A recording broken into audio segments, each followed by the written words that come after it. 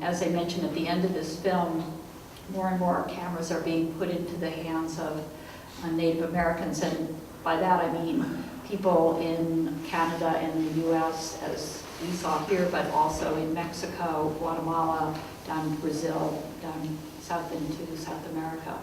And some important work is being done that way.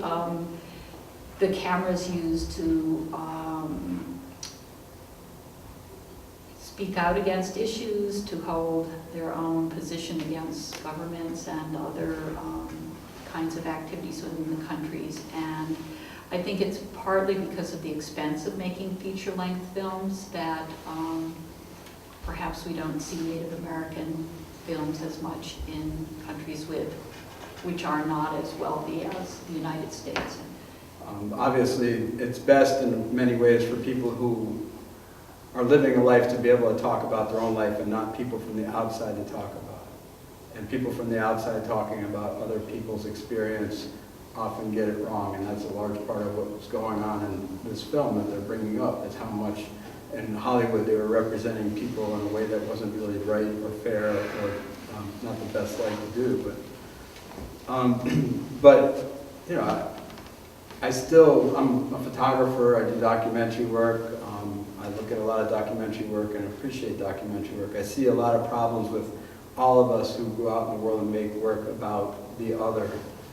But at the same time, wonder, is there value in still doing it, and how can we do it in a way that makes sense? And part of it is trying to just be conscious to the fact of that as a non-native person, or somebody looking at the other, we come from a privileged background, a place of privilege that maybe isn't really right or fair, and we don't really understand people's perspectives other than ourselves. And we look through a lens through our experience, our awareness, and the way that we were brought up and the opportunities we've had in life. So it's really hard to sit and look at somebody else's life who has really lived differently. And maybe one thing that we can talk about now, or at least I feel I can talk about, is just how important it is to become aware of the fact that when I go into somebody else's community, when I talk with somebody else about their life or try and represent them, that I am doing it through my experience and the lens that I see, not through theirs.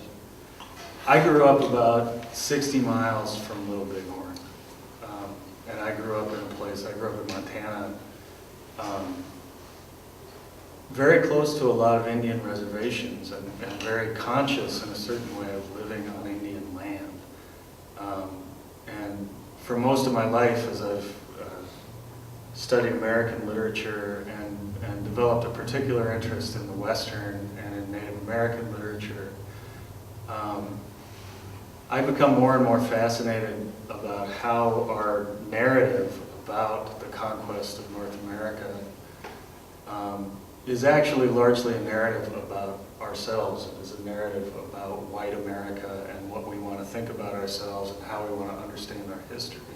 You can't look at a northern New England history or culture without including what some of its native influences are, including during times when Native people were largely assimilated and were not sort of culturally identified in a primary way as Native people. And so for me, that is sort of what's been fascinating, is to work with questions of assimilation and identity. And there is a sort of social history that I think you begin to approach in looking at how Native people have functioned in contemporary society. Even the film is mostly dealing with mythic Indians and notions around mythic Indians, and also is largely dealing with a national concept of the Indian.